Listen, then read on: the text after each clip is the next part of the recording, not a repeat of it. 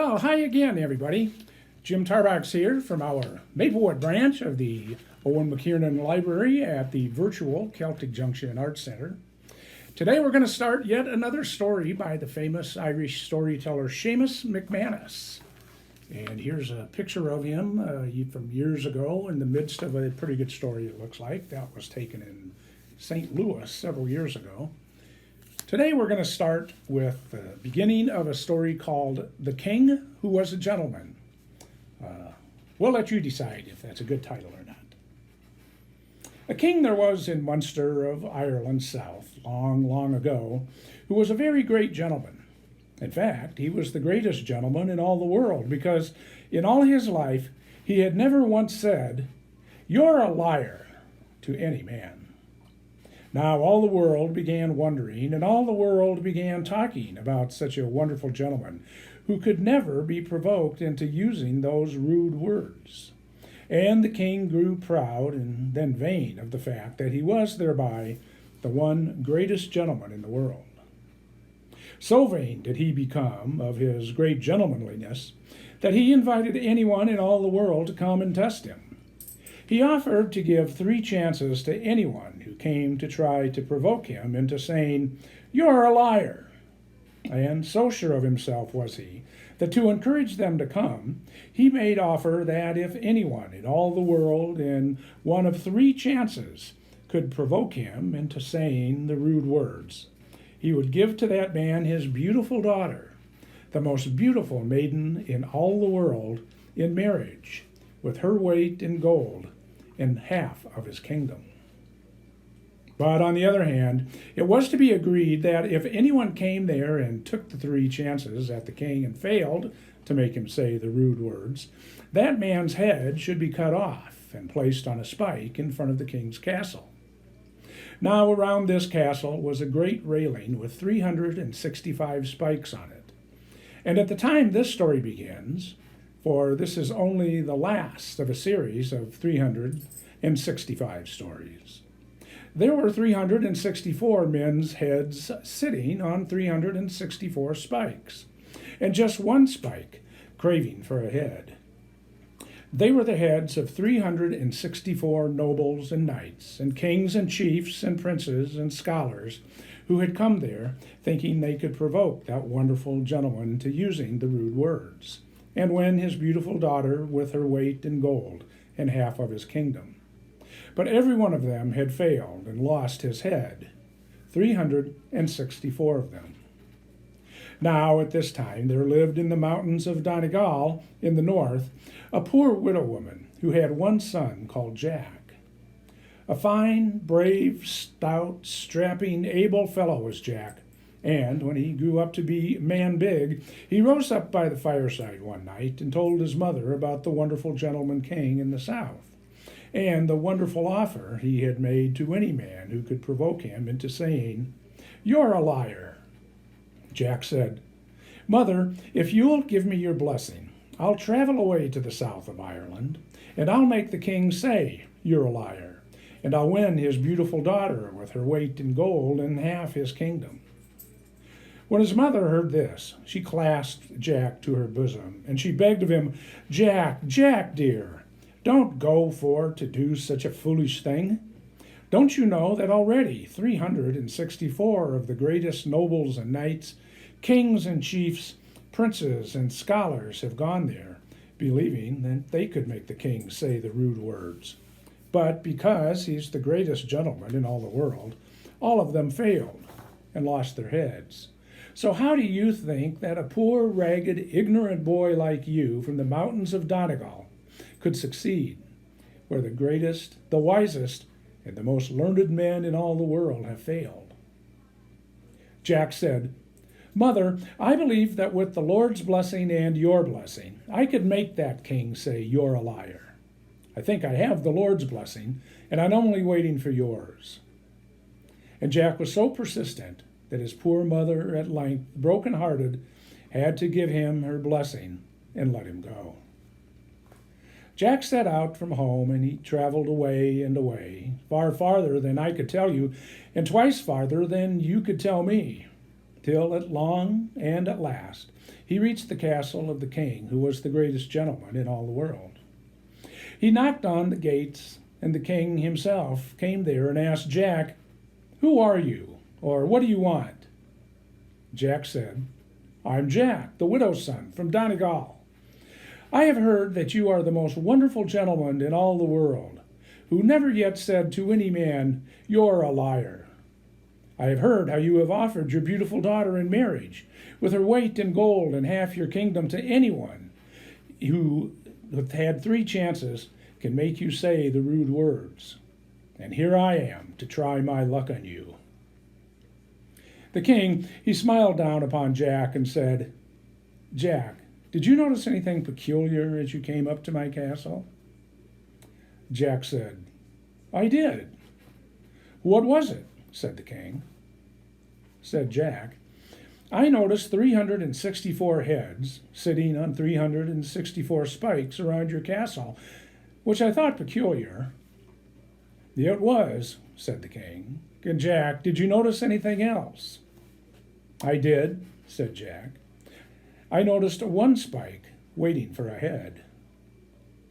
"Now, Jack," said the king, "you're a brave lad, and I so like the looks of you that I'd hate to be coming out of my castle every morning and looking you in the face with your head stuck on a spike there. Consequently, Jack," he said, "I advise you to go back home with your head safe on your shoulders, and don't take those 3 chances at me. Because, Jack," he said, "I want to tell you that I am the greatest gentleman in all the world, and can assure you that no man in all the world could, under any circumstances, provoke me into forgetting my gentlemanliness and using the rude words." Jack, he might have let himself be persuaded, but at that instant wasn't there a window thrown open in the castle? And Jack, gazing up, saw looking out of the window the rarest version he had ever seen in all his life. It was the king's beautiful daughter herself.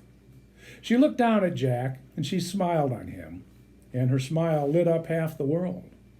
And Jack, that instant, fell head over heels in love with that beautiful maiden. And he said to the king, "If I had 1,000 heads instead of only 1, I'd gladly risk them all for the sake of such a beautiful princess as that.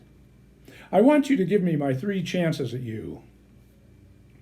The king smiled down upon Jack and said, "Jack, you certainly are a brave fellow, and why shouldn't you have your 3 chances at me, as well as the best of them? Come," he said, "come in." And he led Jack within the gates. "Now, Jack," he said, "you have come a long journey, and you must be both tired and hungry. I think we'll put off my test till morning. In the meantime, Jack," he said, "go to the castle kitchen and get a good supper and a soft bed for the night." Jack, you may be sure, didn't let much grass grow under his heels till he was in the castle kitchen, where he got the father and mother of a good supper, and then a bed in the castle, a feather bed. And Jack, who had been used to lying on the hard floor at home, sank in it so deep that he thought it would take him 3 weeks to find his way out again. Right hearty sleep he had, and in the morning, after the greatest breakfast of his life, the king came to him and said, "Well, Jack, are you ready?" And Jack said, "Yes, ready." The king said, "Then come with me for your 3 chances. For your first chance, come with me out to my stables, and I'll show you some horses that I'm rather proud of. After I've shown you these horses, you can take your first chance at trying to provoke me into using the rude words." The king led Jack out to his stables, and there showed him the most wonderful sight of horses Jack had ever saw or dreamt of in all his life. There were 365 horses standing in 365 stalls, and every one of them was 39 feet high. And the king said, "Jack, what do you think of them horses of mine?" Now, Jack, before he left his home in the mountains of Donegal, had never seen anything great in all his life. But when he got out, he knew that he would be seeing, in the south of Ireland, the greatest wonders the world knew. And he made up his mind as he came along that he wouldn't pretend to wonder at anything at all, but let on that he had been used to just as great things at home. So my brave Jack didn't pretend to wonder at all, outside of himself. But seeing a grand chance of making the king say, "You're a liar," he looked up at the king and said, "Oh, king, I suppose they're brave little ponies for the south of Ireland, but nothing at all compared to the horses my father used to keep at his castle at home in Donegal." But that gentleman king, instead of saying, "You're a liar," just smiled down upon Jack and asked, "Jack, what kind of wonderful horses were them your father used to keep in Donegal?" And Jack, to make the most of his first chance and determined to provoke the king into saying the rude words, went on. "Oh, king, it beats me to describe what them horses of my father's were like. But there was one little pony among them, a pet of mine, that I want to tell you about. That little pony was only 19 miles high, and I used to mount him by a step ladder that was half-mile from step to step. And now," said Jack, sure that he had the king, "what do you think of that little pony of mine?" But the king, instead of saying, "You're a liar," just smiled down upon Jack and said, "Jack, I think that was a wonderful pony entirely." And Jack had lost his first chance. "Now, Jack," said the king, "for your second chance, come with me out to the garden till I show you some wonderful bees I have there. If you didn't wonder at my horses, you're going to have to wonder at these wonderful bees of mine." He led Jack into the garden, and there Jack saw the most wonderful sight of bees that ever he had seen in all his life before. There were 365 bee skeps, or hives, and each bee skep was the size of a schoolhouse, and every bee flying out from there was the size of a goose.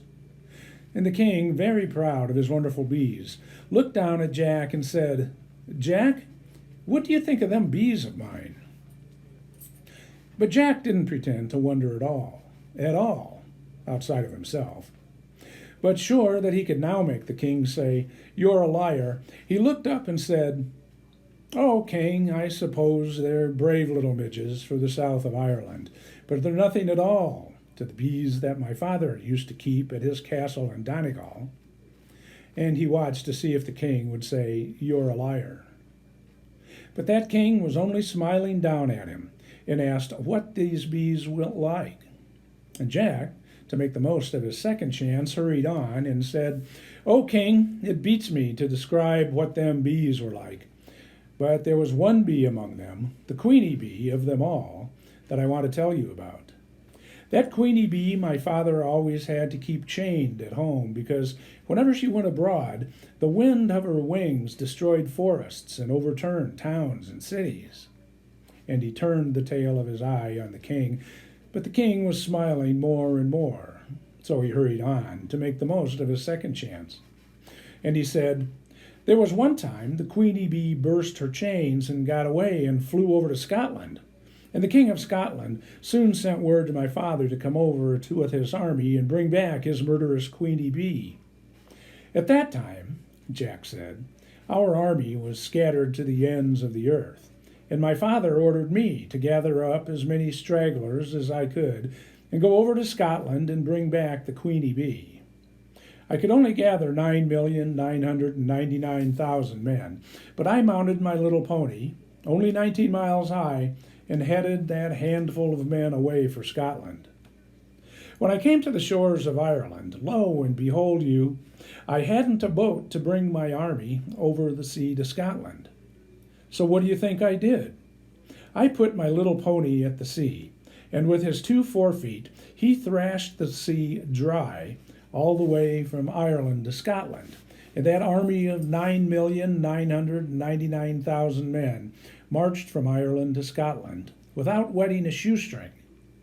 And when I came there, I borrowed the king of Scotland's army, along with my own, and I borrowed 9,000 miles of chains, and we surrounded and chained the queenie bee and dragged her home to Ireland.